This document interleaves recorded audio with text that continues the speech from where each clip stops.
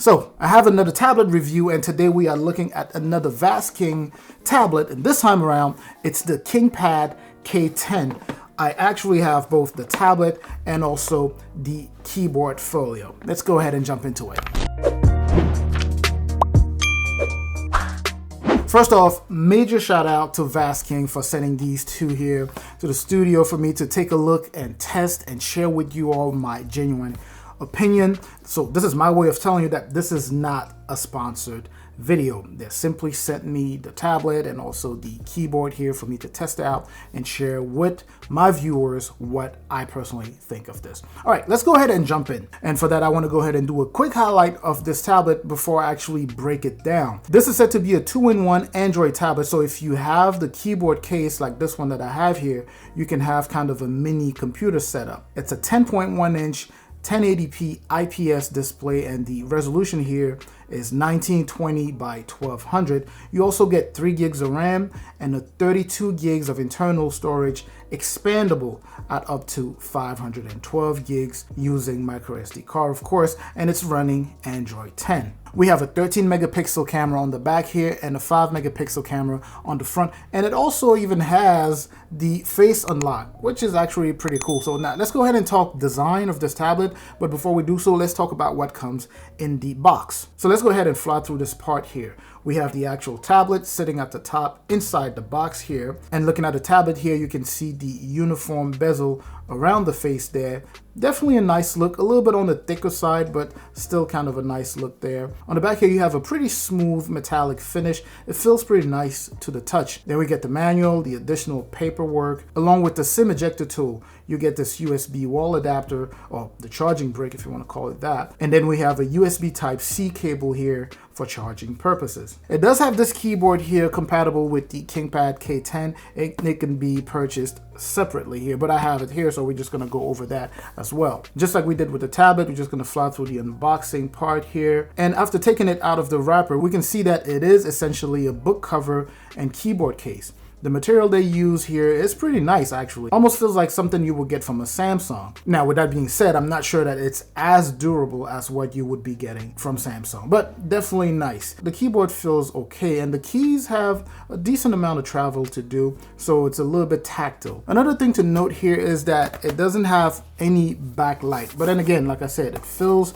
pretty nice and it feels kind of well built. So once you snap the tablet in there, you can carry it around with no issues. Now, there is no magnet holding it together though. There's no magnet on the tablet that would allow for you to go ahead and stick that to the case. But once you go ahead and sit that on a table or on a desk, it actually feels and it looks like a mini laptop. So you have that mini laptop setup. Now, going over the tablet itself, so what you have at the bottom here is the dual speaker. You also have a headphone jack on this side here. Very nice to have a headphone jack always. You get a USB Type-C port, the mic, the micro SD card slot for your option to go ahead and expand that storage, and a few more features that you would expect on any other tablet. Now, this thing is running stock Android, so it's pretty simple and straightforward, and during my testing, performance was actually pretty decent. Anywhere from the first clicks and browsing and scrolling, I didn't encounter any issue at all. And the GUI is kind of your typical, standard stock Android, and the overall performance is actually okay. You could do some decent level of multitasking that don't go too heavy. If you go too heavy, you might start encountering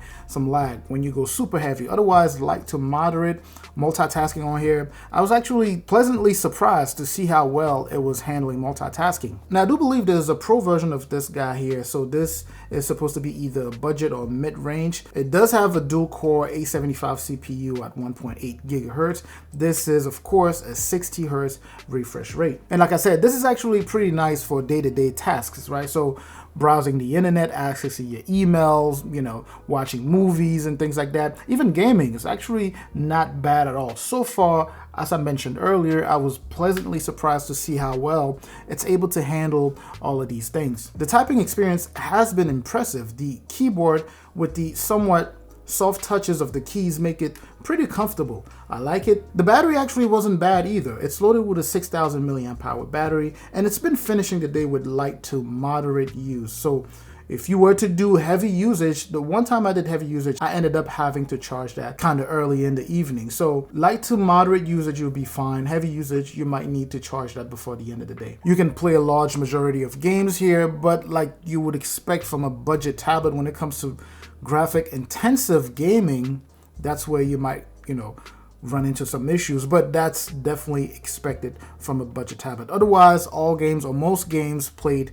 pretty well on here. As far as the camera quality, is kind of what you would get from an Amazon Fire, maybe actually slightly better than an Amazon Fire, so still on the budget side as far as camera goes. And if you remember the specs, it was 5 megapixels for the front and 13 megapixels for the rear. You will have some noises when shooting in low light settings, so keep that in mind. With all of that being said, this is actually a pretty decent tablet, I'm not gonna lie. And like I said, quality, it feels, I'm not gonna tell you that this is a premium tablet, but I'm really surprised, especially this case. It really makes it feel like it has some premium blend to it.